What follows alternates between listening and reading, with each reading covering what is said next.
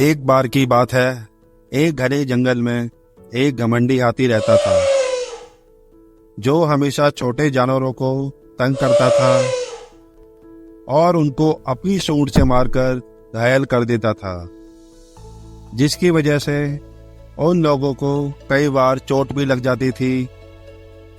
और फिर घमंडी हाथी उनको रोता हुआ देखकर उन पर हंसता था।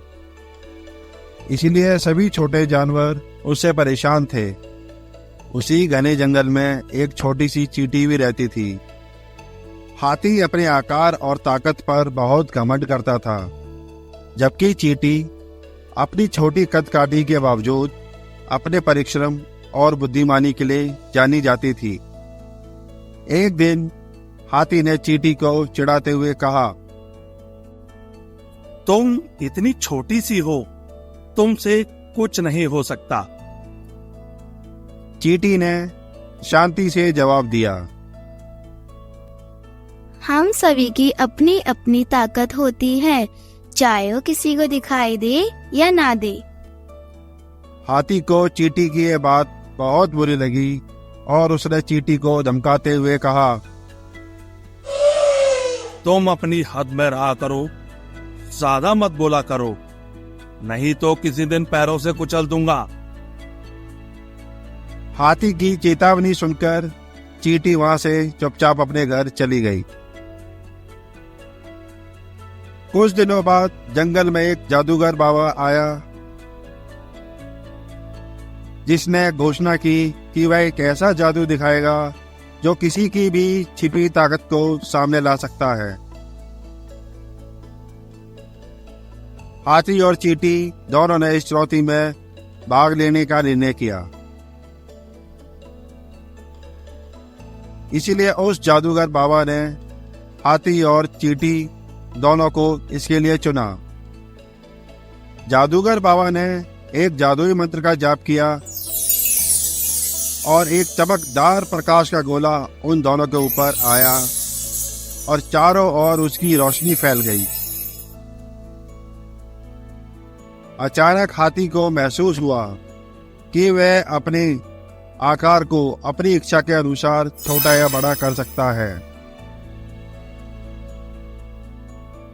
जबकि चींटी को पता चला कि वह अपनी इच्छा के अनुसार गायब हो सकती है। फिर दोनों ने उस जादूगर बाबा को शक्तियां देने के लिए धन्यवाद किया। उसके बाद जादूगर बाबा जंगल से चला गया। इस नई शक्ति से उत्साहित हाथी ने जंगल में अपनी ताकत का गलत प्रदर्शन करना शुरू कर दिया,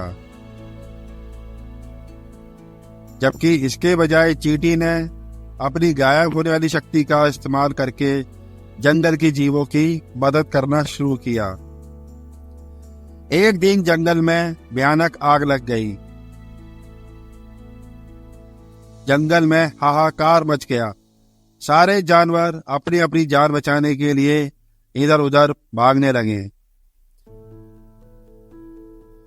यह देखकर हाथी ने अपने आकार को बहुत बड़ा करके आग पर पानी डालना शुरू कर दिया,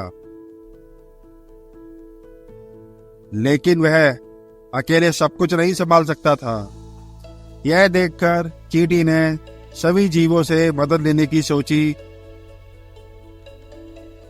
और उसने अपनी गायब होने वाली शक्ति का इस्तेमाल करके गायब हो गई। फिर सभी ने मिलकर आग बुझाना शुरू कर दिया। तभी अचानक एक हिरनी के रोने की आवाजें आने लगी कि उसका छोटा बच्चा आग में फंस गया है, कोई उसे बचा लो, बचाओ बचाओ। यह सुनकर चींटी ने अपनी शक्ति का प्रयोग किया और गायब हो गई और उस जगह पहुंच गई जहां बच्चा फंसा हुआ था। उसने हिरनी के बच्चे को पकड़ा और फिर वहां से गायब होकर उसे एक सुरक्षित स्थान पर पहुंचा दिया। फिर सारे जानवर बहुत खुश हुए और सबने चींटी का धन्यवाद किया और उसकी बुद्धि की तारीफ की, जिसकी वजह से सभी आग बुझाने में सफल हुए और उनका जंगल जलने से बच गया।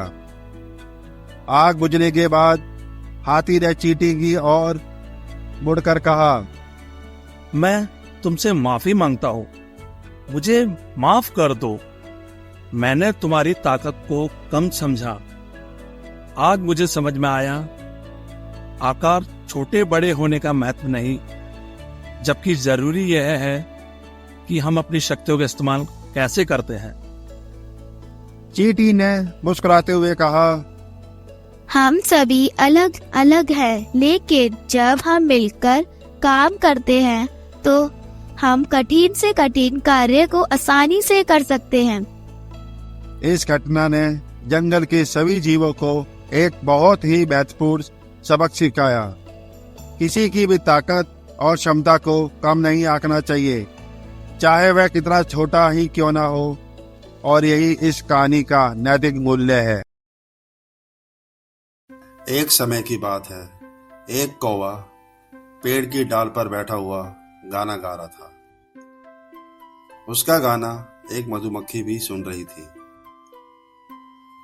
उसी समय मधुमक्खी पानी में गिर गई। कौवे ने उसे डूबते हुए देखा तो एक पत्ता तोड़कर पानी में डाल दिया। डूबती हुई मधुमक्खी पत्ते पर बैठ गई और पंख सूखने पर उड़ गई। इस तरह मधुमक्खी की जान बच गई और वह हमेशा कौवे की एहसानमंद रही। इस घटना के बाद मधुमक्खी और कौवा सबसे अच्छे दोस्त बन गए और उनके दिन खुशी से बीते। कुछ दिन बाद उस जंगल में एक शिकारी आया। उसने कौवे का शिकार करने के लिए निशाना साधा। कौवे को तो शिकारी का पता नहीं था, पर मधुमक्खी ने खतरे को देखकर समझ लिया। उसने तुरंत ही शिकारी के हाथ पर डंक मार दिया, जिससे शिकारी का निशाना चूक गया और कौवे की जान बच गई। कौवा शिकारी की आवाज से घबरा गया और वहां से उड़ गया और उसे एहसास हुआ कि उसके साथ क्या हो सकता था। जब वह शिकारी वहां से चला गया, फिर कौवा वहां उस मधुमक्खी के पास आया और अपनी जान बचाने के लिए उसे धन्यवाद दिया। इस तरह दोनों दोस्त मुसीबत के समय में एक दूसरे के काम आए। शिक्षा: अच्छाई का फल अच्छा ही होता है। तो दोस्तों, हमारी आज की ये कहानी आप सबको कैसी लगी हमें कमेंट करके बताइएगा और हमारे चैनल हैप्पी किडी स्टोरी को सब्सक्राइब करना मत भूलना और साथ में बगल वाले बेल आइकन को जरूर प्रेस करना ताकि हमारी अगली नई कहानी का नोटिफिकेशन आपको सबसे पहले मिले। चलो तो मिलते हैं एक और मनोरंजक कहानी के साथ। तब तक के लिए बाय बाय दोस्तों।